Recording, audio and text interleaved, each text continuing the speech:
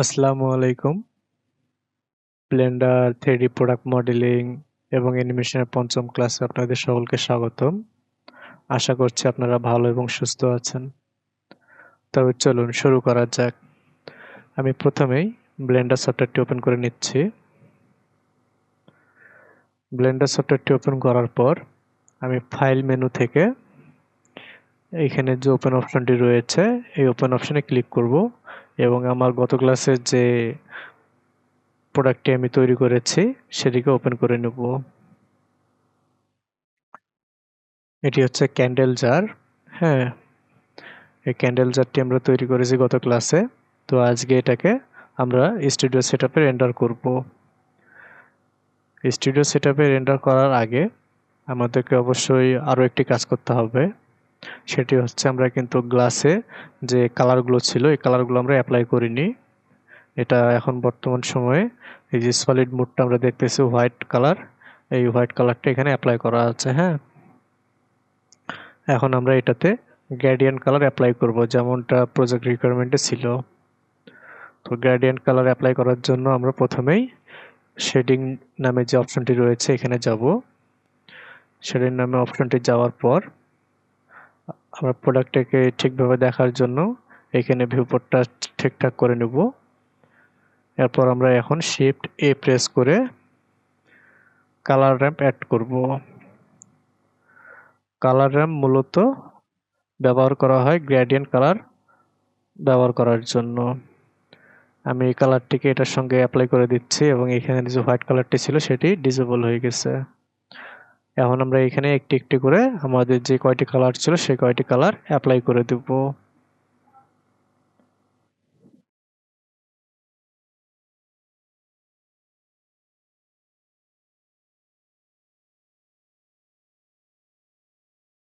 তো আমরা আমাদের প্রথম কালারটি দেখি। এখানে 4টি কালার রয়েছে। একটি হচ্ছে ডার্কেস্ট, একটি মিড টোন, একটি হাইলাইট ব্রাউন এবং আরেকটি লাইট রিফ্লেকশন। তো আমরা প্রথম কালারটিকে কপি করে নেই। এরপর এই যে হোয়াইট যে কালারটি আমরা এখানে দেখতে পাচ্ছি, আমার কিন্তু হোয়াইট কালারটি এখানে সিলেক্ট নাই, এখানে সিলেক্ট করা আছে ব্ল্যাক কালারটি। এর জন্য আমি এখানে ব্ল্যাক কালারটি দেখতে পাচ্ছি। আমি যখন এটাকে ক্লিক করব এই সাদা কালারটাকে, তখন এখানে সাদা কালারটা দেখা যাবে। এখন আমরা সাদা কালারটাকে চেঞ্জ করে নেব। আমি পেস্ট করে দিলাম আমার কপি করা কোডটি। এরপরে আমরা এখান থেকে আরও একটি কালার অ্যাড করে নেব এবং এটাকেও আমরা পরিবর্তন করব। তার জন্য দ্বিতীয় যে কালার কোডটি রয়েছে এই কালার কোডটি আমি কপি করে নিলাম। কপি করে নিয়ে হেক্স কোডে আমি এটাকে পেস্ট করে দিলাম।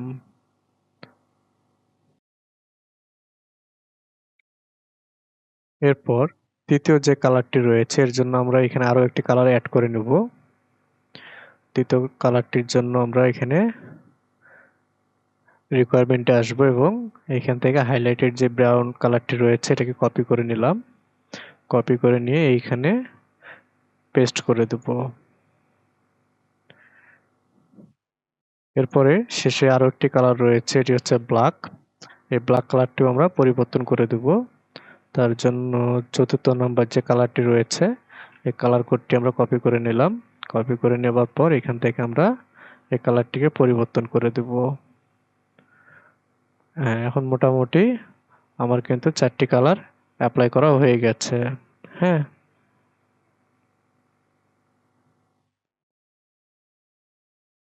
এখন আমরা লেআউট অপশনে আসবো। লেআউট অপশন থেকে দেখবো যে সব ঠিকঠাক আছে কিনা। তো মোটামুটি সবকিছু ঠিকঠাক। এখন আমরা স্টুডিও সেটআপ করে ফেলবো। হ্যাঁ, স্টুডিও সেটআপের জন্য অবশ্যই আমাদেরকে লাইট ইউজ করতে হবে, কিন্তু আমরা লাইট ইউজ করব না, আমরা প্রো লাইট ইউজ করব যেন আমাদের রেন্ডারটি খুবই সুন্দর দেখা যায়।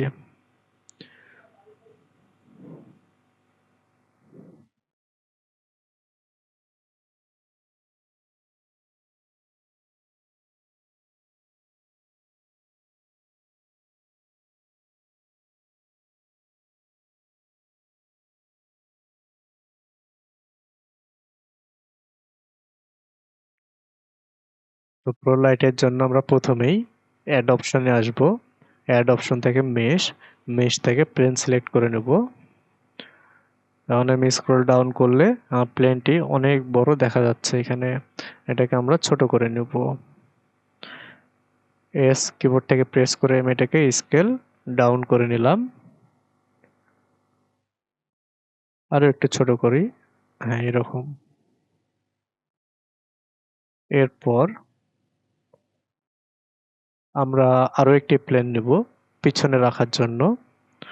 অ্যাড অপশনে যাব, অ্যাড অপশন থেকে মেশ থেকে প্লেন।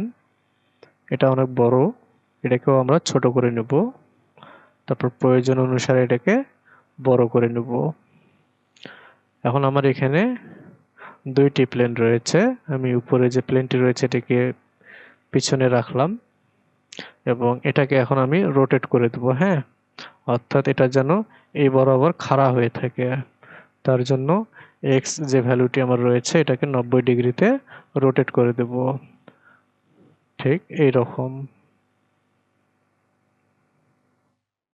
মোটামুটি দুইটি প্লেন আমরা অ্যাড করেছি, আরও কিছু প্লেন অ্যাড করব, তবে ধীরে ধীরে, হ্যাঁ, স্টেপ বাই স্টেপ। এখন আমরা প্রথমে আমাদের ক্যামেরাটি অ্যাড করে নেব। এখানে অ্যাড অপশনে যাব, অ্যাড অপশনে গিয়ে একটি ক্যামেরা অ্যাড করে নেব, অর্থাৎ যে ক্যামেরার মাধ্যমে আমার ইমেজটি দেখতে পাবো বা ছবিটি তোলা হবে সেই ক্যামেরাটি আমি এখানে অ্যাড করে নিলাম, হ্যাঁ। তো আমরা যদি দেখি আমাদের ক্যামেরাটা কিন্তু একটু ভিন্ন পজিশনে আছে।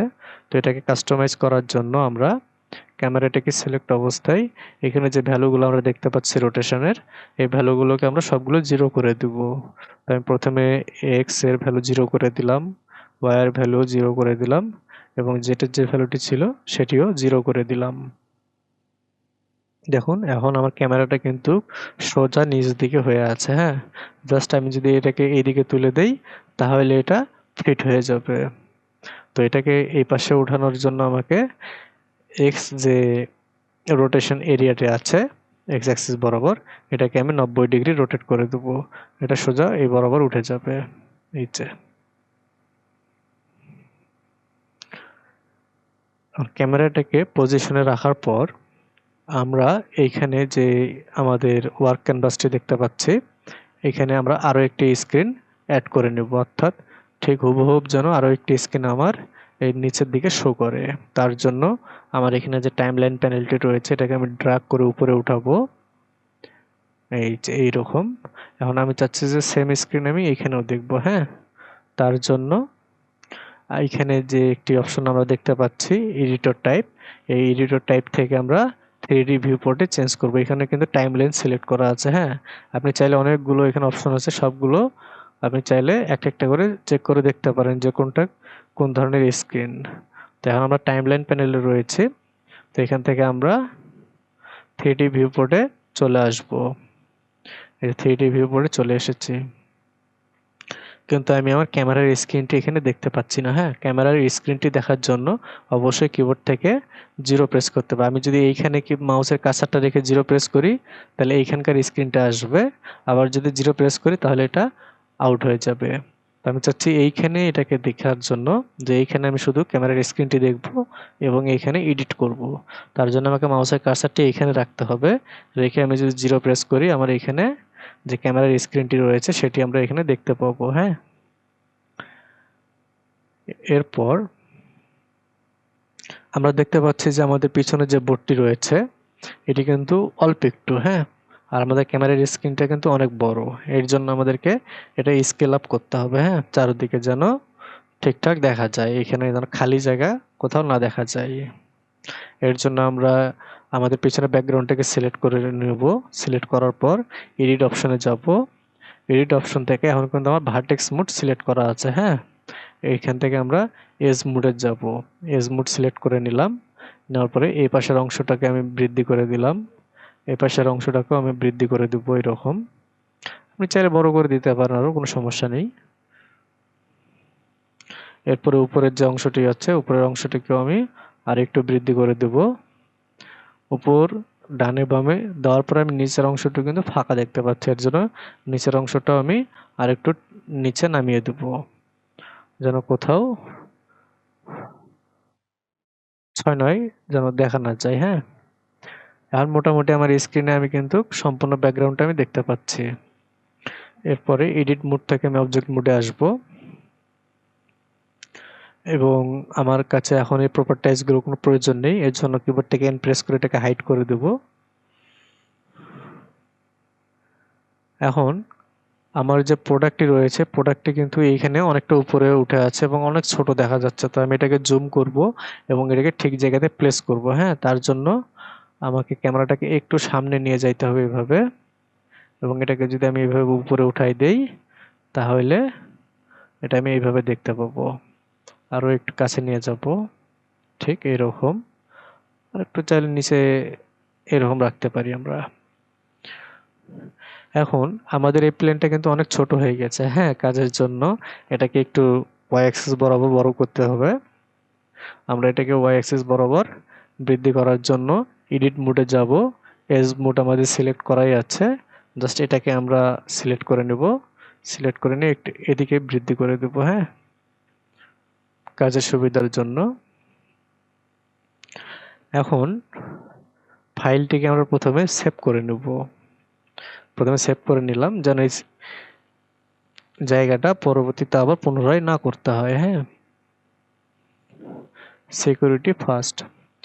এরপর এখন আমরা আমাদের এই ক্যামেরার যে স্ক্রিনটি রয়েছে, ক্যামেরার স্ক্রিন তো আমরা দেখতে পাচ্ছি, তার সঙ্গে বাইরেরও কিছু দৃশ্য আমরা দেখতে পাচ্ছি যেটা চোখের জন্য খুব খারাপ। আমরা জাস্ট এখানে ক্যামেরার স্ক্রিনটি দেখতে চাই, তার জন্য ক্যামেরাটাকে সিলেক্ট করব। ক্যামেরাটাকে সিলেক্ট করার পরে এখানে ভিউপোর্ট নামে একটি ডিসপ্লে রয়েছে। এই ভিউপোর্ট ডিসপ্লে থেকে আমরা এই যে পাসেস পার্ট আউট যে অপশনটি রয়েছে চেকমার্ক দেওয়া, এই অপশনটিকে আমরা ফিল করে দেব। তাহলে আমাদের এই পাশের বা এই পাশের যে স্ক্রিনগুলো ছিল সেগুলো কিন্তু আমরা দেখতে পাচ্ছি না, জাস্ট ক্যামেরার স্ক্রিনটাই শুধু এখানে আমরা দেখতে পাচ্ছি। এখন আমরা ক্যামেরার আরেকটি প্রপার্টিজ সম্পর্কে আপনাদেরকে বলি। এখানে কিন্তু ক্যামেরার যে ফোকাল লেন্থ, হ্যাঁ, এটা কিন্তু 50 মিলিমিটার দিয়ে রাখা আছে আমার এখানে ডিফল্ট অবস্থায়। আপনারা চাইলে এটাকে 100 মিলিমিটার 200 মিলিমিটার দিয়ে রাখতে পারেন। হ্যাঁ, এখন 100 মিলিমিটার বা 200 মিলিমিটার দিয়ে রাখলে কি ধরনের ফ্যাসিলিটিস পাবেন সেটা বলি। ধরেন যে আপনি 100 মিলিমিটার দিয়ে রেখেছেন, আপনি একটি ইমেজ রেন্ডার করলেন এই ফোকাল লেন্থে 100-তে, তখন কিন্তু আপনি যখন ইমেজটা জুম করবেন সেই ক্ষেত্রে ইমেজটা ব্লার দেখা যাবে, বা ওই ইমেজে কোনো যদি টেক্সট থাকে, হ্যাঁ, সেক্ষেত্রে টেক্সটগুলো একটু ঝাপসা হয়ে যাবে, বোঝা যাবে না ঠিকভাবে বা ফেটে যাইতে পারে। এর জন্য ফোকাল লেন্থ যতটা কম থাকবে, হ্যাঁ, ততটা সুস্পষ্ট আপনি দেখতে পাবেন, আপনার জন্য ওটাতে সুবিধা হবে। তো আমি এখানে ডিফল্ট যে 50 মিলিমিটার ফোকাল লেন্থ রাখা আছে আমি এটি রাখতেছি। এখন আমরা একটি একটি করে লাইট এখানে অ্যাড করব। লাইট অ্যাড করব না, জাস্ট ইমিশন অ্যাপ্লাই করব, হ্যাঁ, প্রত্যেকটা প্লেনের উপরে। তো এর জন্য আমাকে প্রতিবার শেডিং অপশনে যাইতে হবে। তো আমি চাচ্ছি যে শেডিং অপশনে না গিয়ে আমি সব কাজ এখানেই করব। তার জন্য আমাকে এই জায়গাটিতে আরো একটি স্ক্রিন, ঠিক এরকম একটি স্ক্রিন এখানে অ্যাড করতে হবে। তো আমি এটাকে আরেকটু ছোট করে নিচ্ছি। হ্যাঁ, এরকম কাস্টমাইজ করে নিলাম। এখন আমি এখানে আরো একটি স্ক্রিন অ্যাড করব। হ্যাঁ, তার জন্য কি করব, আমি এই যে এইখানে যখন আমার মাউসের কার্সারটা নিয়ে যাচ্ছি, আমার মাউসের কার্সারটা কিন্তু প্লাস আইকনও হয়ে যাচ্ছে। হ্যাঁ, তো যখন প্লাস আইকন হবে অর্থাৎ আমি এখানে একটি স্ক্রিন অ্যাড করতে পারবো। তো আমি এটাকে জাস্ট চেপে ধরে এদিকে সরিয়ে নিয়ে আসবো।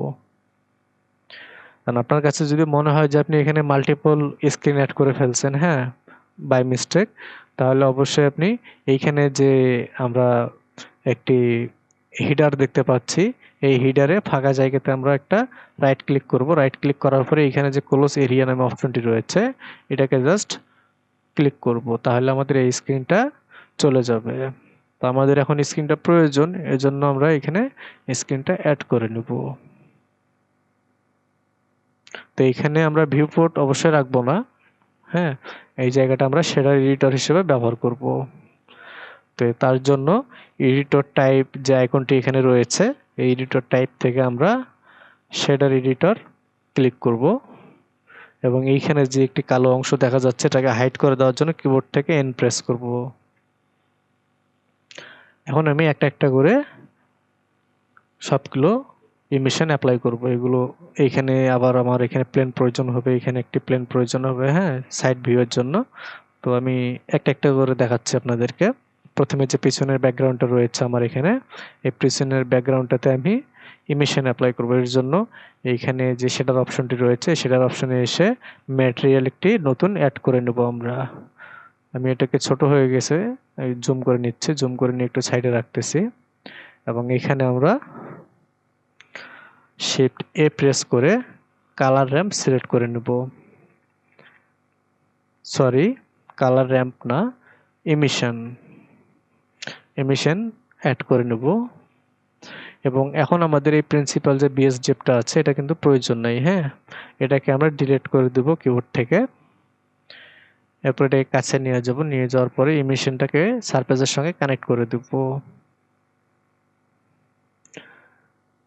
সারফেসে কানেক্ট করে দেওয়ার পর আমরা এখানে কিন্তু কোনো পরিবর্তন দেখতে পাচ্ছি না, তার কারণ আমরা এখানে সলিড ভিউয়ে আছি। হ্যাঁ, আমরা যদি ম্যাটেরিয়াল ভিউয়ে যাই তারপর আমরা এখানে কোনো কিছু পরিবর্তন দেখতে পাবো না। আমরা এখানে প্রোডাক্টটির ছবি দেখতে পাবো যেহেতু ম্যাটেরিয়াল ভিউয়ে আছি, কিন্তু রেন্ডার যে প্রিভিউ, হ্যাঁ, রেন্ডার যে আমরা দেখবো যে আমাদের ইমেজের লাইট অ্যাকশন কেমন আসতেছে তা দেখার জন্য আমাদেরকে অবশ্যই রেন্ডার অপশনে আসতে হবে। রেন্ডার অপশন আসার পরে দেখেন যে আমি যখন এটাকে ডিসকানেক্ট করে দিচ্ছি এটা কিন্তু সম্পূর্ণটাই অন্ধকার হয়ে যাচ্ছে।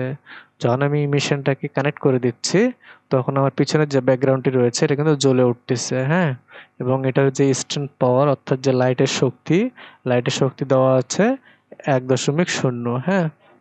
এটাকে আমরা যত বৃদ্ধি করব আমাদের এই লাইটের পাওয়ারটা ততটাই বেড়ে যাবে।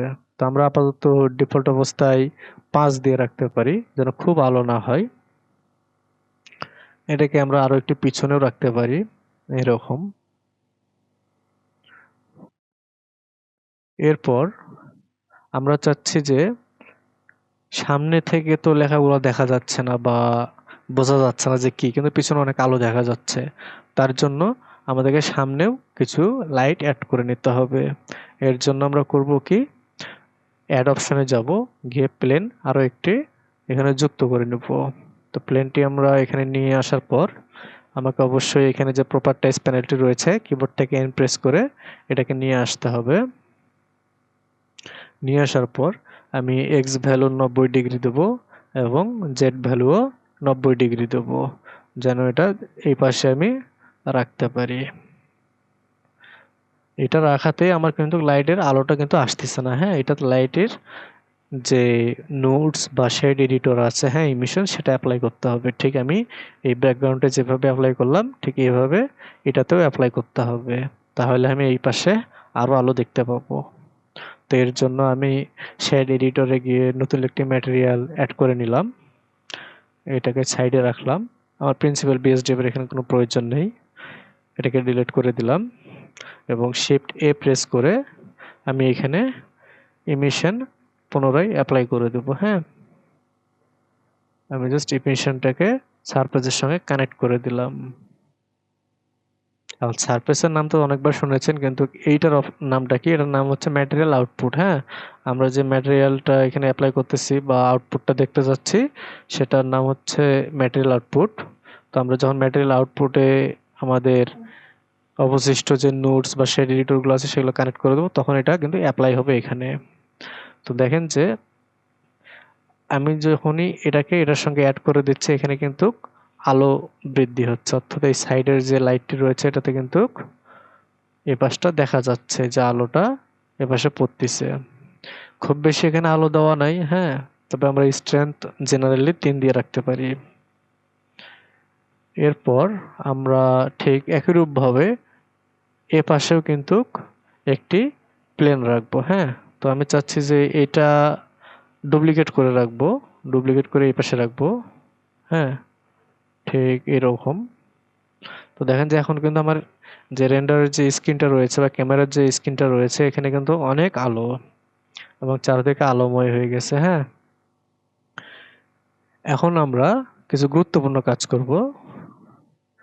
লাইটিং তো সেট আপ হয়ে গেছে, বাট এটাকে আরো সুন্দর করার জন্য কিছু কাজ রয়েছে।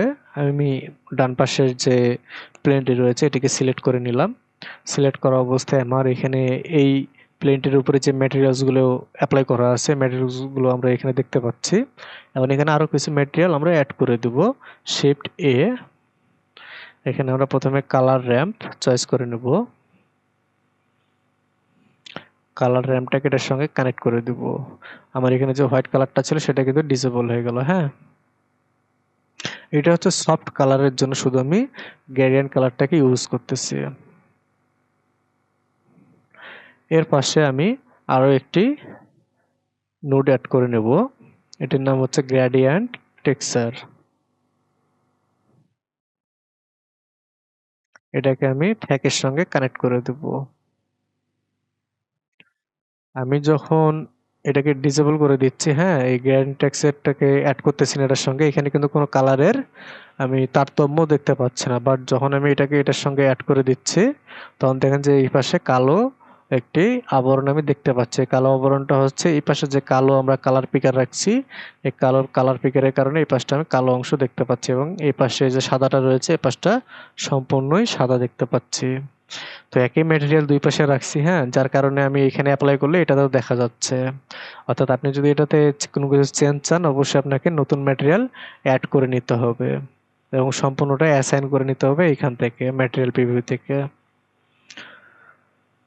এখন আমরা এইটাকে আরো সুন্দর করার জন্য আমি কালারটাকে একটু এই পাশে অ্যাড করে দিলাম এবং সাদাটাকে এই পাশে একটু বাড়িয়ে দেব এইরকম জাস্ট। হ্যাঁ, এখন এই পাশে যে আমার প্লেনটা রয়েছে প্লেনটাকে আমি রোটেট করে দেব। হ্যাঁ, বা আমি যদি রোটেট না করে দিতে চাই তাহলে আমি জাস্ট এই কালারটাকে এই পাশে ট্রান্সফার করে দেবো এরকম করে। তাহলে কি যে আমার এই পাশটা আমাকে রোটেট করতে হইলো না। তো দুইটাই একই দিকে হয়ে গেল। হ্যাঁ, তো আমি চাচ্ছি যে একটা এই পাশে থাকবে একটা এই পাশে থাকবে। তো আমি যদি এখন এটাকে এইভাবে চেঞ্জ করে দিতে থাকি তাহলে এইখানে যেভাবে চেঞ্জ হবে ঠিক একইভাবে এখানেও চেঞ্জ হবে। তো সেজন্য আমি এটাকে এই পাশেই রাখবো,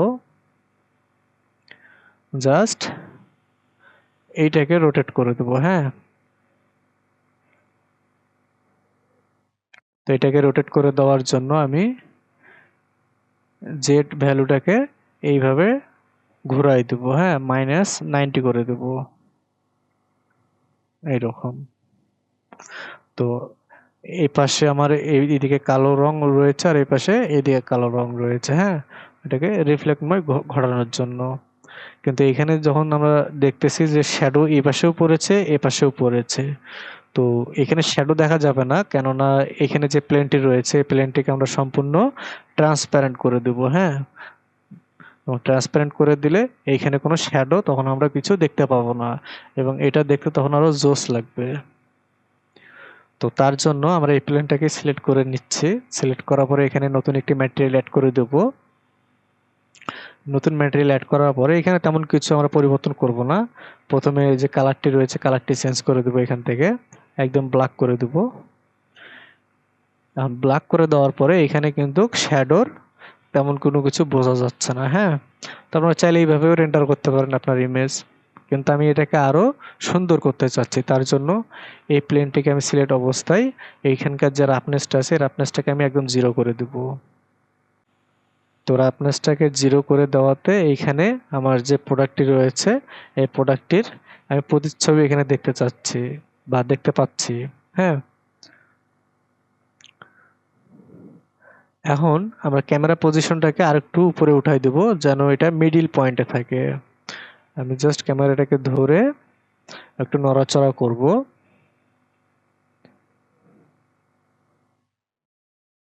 আমি ক্যামেরাটাকে ধরে একটু নিচে নামাই দিলাম এইরকম, এবং এটাকে জুম করব, আরো সামনের দিকে নিয়ে যাব।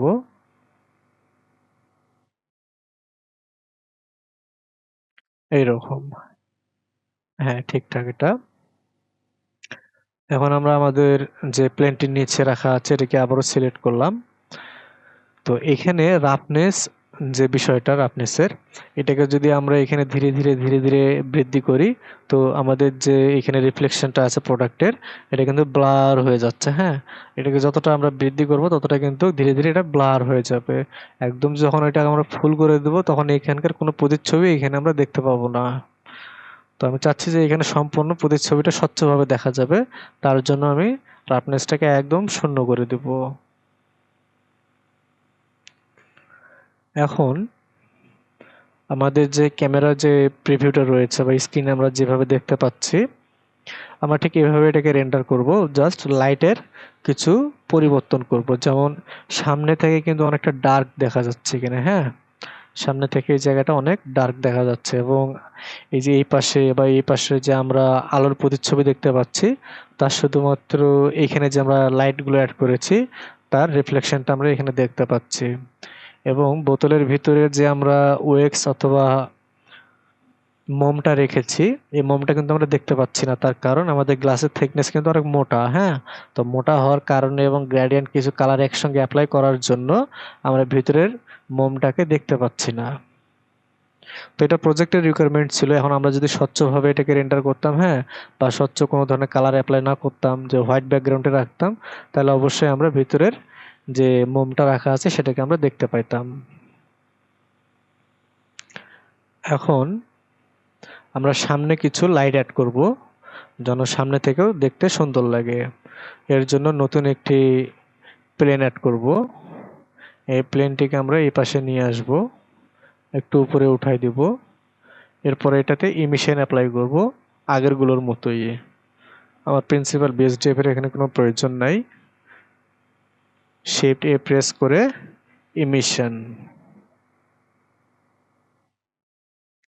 ইমিশনটাকে আমি সারফেসের সঙ্গে অ্যাড করে দিলাম। হ্যাঁ, তো অ্যাড করে দেওয়াতে এটাতে কিন্তু এখন লাইট যুক্ত হয়েছে, কিন্তু লাইটের স্ট্রেংথ খুব একটা বেশি দেওয়া নেই। এখানে ডিফল্ট অবস্থায় ভ্যালু দেওয়া আছে 1.0।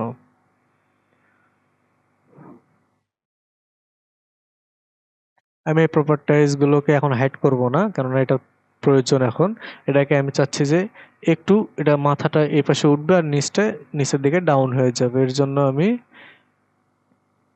এক্স ভ্যালুটাকে ঠিক এইরকম করে রাখতেছি। হ্যাঁ, এবং এটার স্ট্রেংথ আমি যদি 5 করে দেই, দেখবেন যে এখানে আলো আসতেছে, এই যে আলোটা এখানে চলে আসতেছে।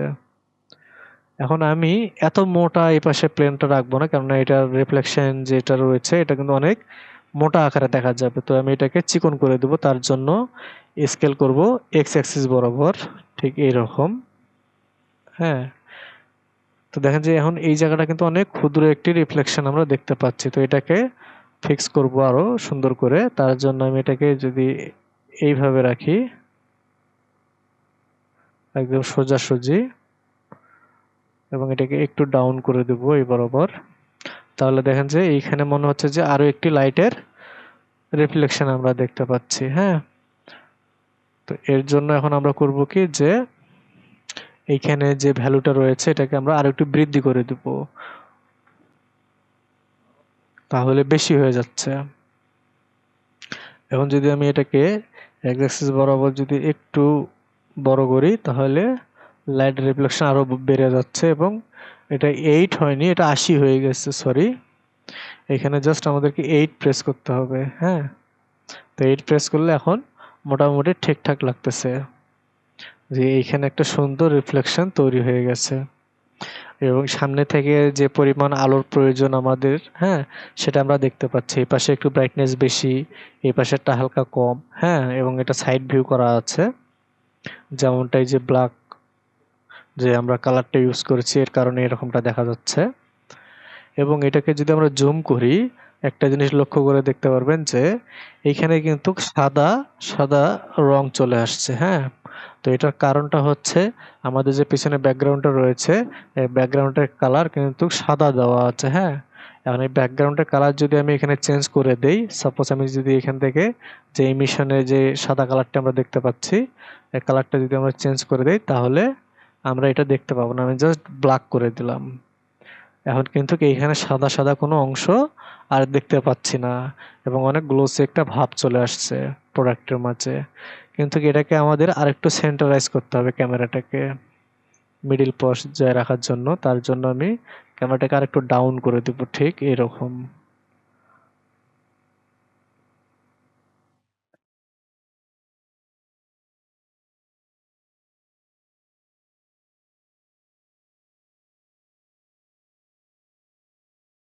হ্যাঁ, এটা ঠিকঠাক আছে। হ্যাঁ, এখন ক্লায়েন্ট আমাদের কাছে রেন্ডারের যে রিকোয়ারমেন্ট ছিল, হ্যাঁ, দুইটি ইমেজ চেয়েছে, একটি হচ্ছে ব্ল্যাক ব্যাকগ্রাউন্ড, একটি হচ্ছে হোয়াইট ব্যাকগ্রাউন্ড। তো ব্ল্যাক ব্যাকগ্রাউন্ড তো আপনারা কিভাবে করতে হয় দেখতে পারলেন। হ্যাঁ, এখন হোয়াইট ব্যাকগ্রাউন্ড তো আমরা প্রথমে হোয়াইট ব্যাকগ্রাউন্ড রাখবো। তো আমি মেশিনের যে কালারটি রয়েছে এটাকে হোয়াইট ব্যাকগ্রাউন্ড করে দিলাম। তো এটা একদমই কিন্তু সাদা হয়ে গেছে, তো এটাকে একটু আমরা ডার্ক করব। তার জন্য আমি এখানে কালারে এখানে ক্লিক করলাম, ক্লিক করার পরে এখানে জাস্ট হালকা ড্রাগ করে দেবো, যেন খুব একটা সাদা সাদা মনে না হয়, ঠিক এইরকম। হ্যাঁ, কারণ বেশি সাদা হলে কিন্তু এই জায়গাটা চোখে ধরবে। হুম, মানে যত আলো বেশি হবে সেটা বেশি চোখে ধরবে। তো আমি চাচ্ছি না যে আমার ব্যাকগ্রাউন্ডের কালারটা বেশি চোখে ধরুক কারো। তো সেজন্য আমি এটাকে হালকা ডার্ক করে দিলাম। এখন আমাদের এটা কিন্তু রেন্ডারের জন্য উপযোগী হয়ে গেছে। হ্যাঁ, আমরা এই ইমেজটাকে আমরা সুন্দরভাবে রেন্ডার করতে পারবো। এখন রেন্ডার করার পূর্বে আরো কিছু কাজ আছে যেগুলোর প্রতি আপনাদের সতর্ক থাকা উচিত। আমি প্রথমে এখানে আউটপুট নামে যে অপশনটি রয়েছে, আউটপুট অপশনে যাব। আউটপুট অপশনে যাওয়ার পরে এইখানে আমরা যে স্ক্রিন সাইজটা দেখতে পাচ্ছি, এই স্ক্রিন সাইজটি হচ্ছে 1920 বাই 1080। হ্যাঁ, 1080 হচ্ছে হাইট, 1920 হচ্ছে উইথ, যেটা আমরা এইখানে দেখতে পাচ্ছি এক্স এবং ওয়াই। এক্স হচ্ছে এই বরাবর, ওয়াই হচ্ছে উপর থেকে নিচে। এবং এখানে একটি আমরা রেশিও দেখতে পাচ্ছি পার্সেন্টেজ দ্বারা, এখানে 100 করা আছে। হ্যাঁ, আমরা যদি এই রেশিওতে ইমেজটা রেন্ডার করি, এখান থেকে যদি রেন্ডার ইমেজে ক্লিক করি, তাহলে এটা আমাদের ইমেজটা রেন্ডার হবে 2K। হ্যাঁ, অর্থাৎ 2000 রেজুলেশনে আমাদের ইমেজটা রেন্ডার হবে। বাট আমি যদি এখানে 100-র পরিবর্তে যদি 200 ব্যবহার করি, তাহলে এটা আমার 4K-তে রেন্ডার হবে।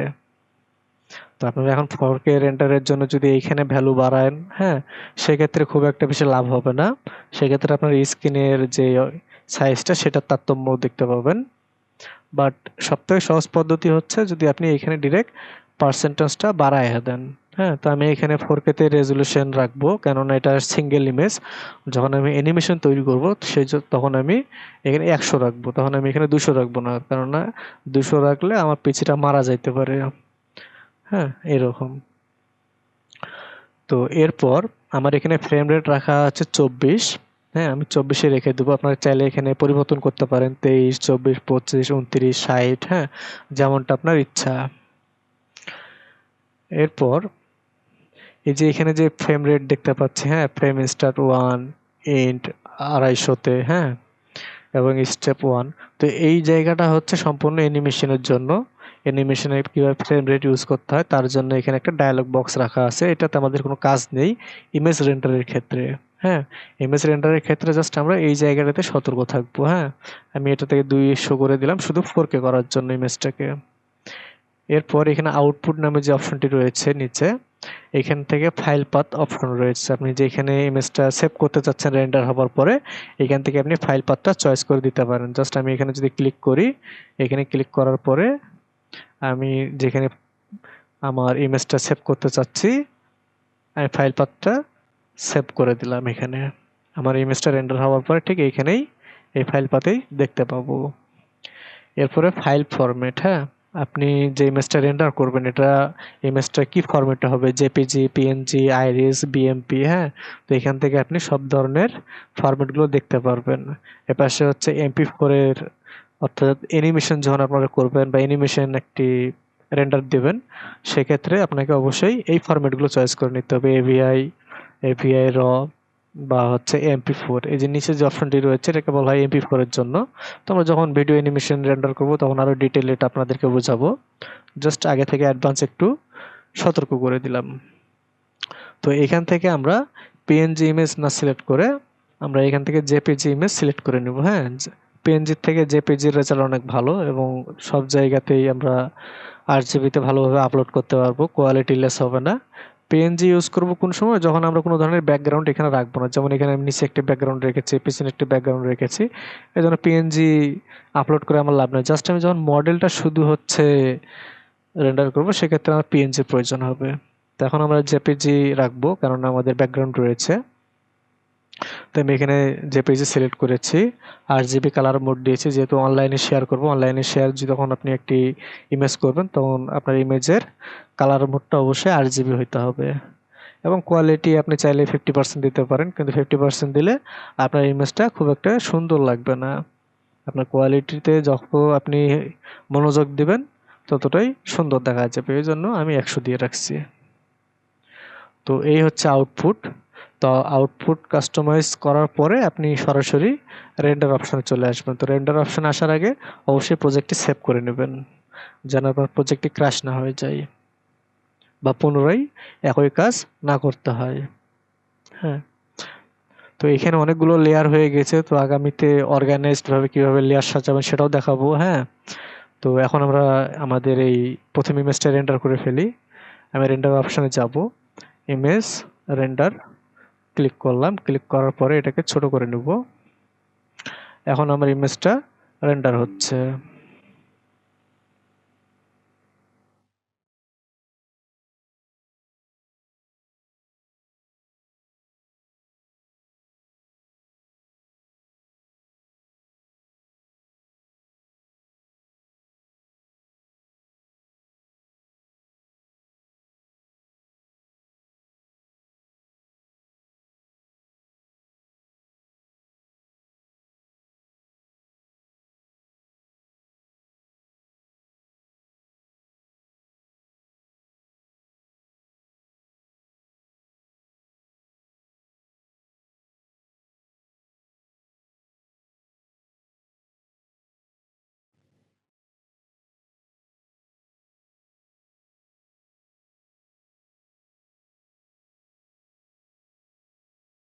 আমার প্রথম ইমেজটি রেন্ডার হয়ে গেছে এবং আমি আমার ফাইল পাথটা চেক করে নেব যে আমার যে ফাইলটাতে বা যে ফোল্ডারটাতে আমি সিলেক্ট করে রাখলাম ফাইল পাথটা, সেখানে আমার ইমেজটা সেভ হয়ে গেছে কিনা। তার জন্য আমি আমার ডিজায়ার্ড লোকেশনে আসবো এবং এসে দেখবো যে না, এখানে সেভ হয়নি। তাহলে আমার কি করতে হবে, অবশ্যই ইমেজ থেকে এখানে সেভ অপশনে ক্লিক করতে হবে। সেভ অপশনে ক্লিক করার পরে আমাদের কাছে আবারও লোকেশনটা চাইবে। হ্যাঁ, এরপরে আমরা লোকেশনটা পুনরায় দিব। এটা আমার সিস্টেম না, ব্লেন্ডার যেভাবে কাজ করে আমি সেই সিস্টেমটা আপনাকে দেখাচ্ছি। হ্যাঁ, আপনার কাছে মনে হইতে পারে যে আমি তো রেন্ডার করলাম, কিন্তু আমার তো ইমেজটা সেভ হইলো না বা ইমেজটা আমি খুঁজে পাচ্ছি না। সেক্ষেত্রে এটা আপনার জন্য একটা হেজিটেশন তৈরি করবে। তো আমি ইমেজের প্রথম নামটা দিয়ে দিলাম হচ্ছে 01। আমার এখানে জেপিজি ফরম্যাট আর জেপি কোয়ালিটি 100%। আমি সেভ করে দিলাম। এরপর এইখানে একটু ফলো করলে দেখতে পাবেন যে এখানে কিন্তু একটি এজ দেখা যাচ্ছে। হ্যাঁ, আমার যে নিচের ব্যাকগ্রাউন্ডে এখানে লেগে গেছে, তো তার একটা এজ দেখতে পাচ্ছি। এটা শুধুমাত্র ব্ল্যাক কালার ইউজ করার জন্যই এখানে এটা শো করতেছে। আপনারা যদি এখানে হোয়াইট কালার ইউজ করেন এই প্লেনটিতে নিচের, তাহলে আপনারা এই জায়গাটা দেখতে পাবেন না। তখন মনে হবে যে পুরোটাই একটা সাদা ট্রান্সপারেন্ট ব্যাকগ্রাউন্ড। এখন আমরা ব্ল্যাক যে কালারে ইমেজটা রেন্ডার করব, তার জন্য আমি আমার পিছনে ব্যাকগ্রাউন্ডটাকে সিলেক্ট করে নিলাম এবং পুনরায় এটাকে চেঞ্জ করে দিলাম ব্ল্যাকে। ঠিক এরকম ইমেজ রেন্ডার।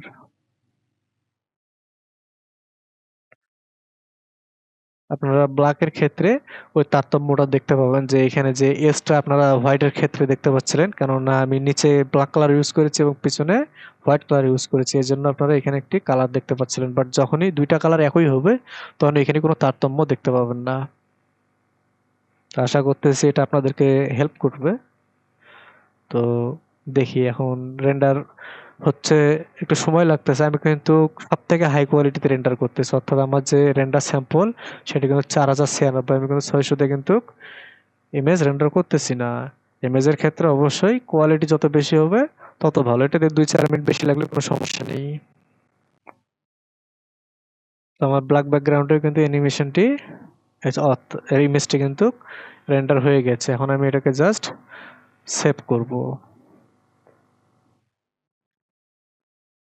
আমি এটার নাম দিয়ে দিলাম 02 দিয়ে সেভ অ্যাজ করে দিলাম।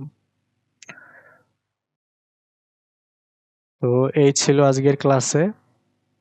আশা করতেছি ক্লাসটি আপনাদের ভালো লেগেছে। তো ভালো থাকবেন, সুস্থ থাকবেন। দেখা হবে পরবর্তী ক্লাসে, এবং পরবর্তী ক্লাসে কিন্তু অবশ্যই অ্যানিমেশন নিয়ে আমরা কাজ করব। হ্যাঁ, অর্থাৎ এই প্রোডাক্টটি কিভাবে অ্যানিমেশন করব আমরা, তার একটি 5 থেকে 7 সেকেন্ডের ভিডিও বানাবো। তো ভালো থাকবেন, সুস্থ থাকবেন। আবারও আল্লাহ হাফেজ।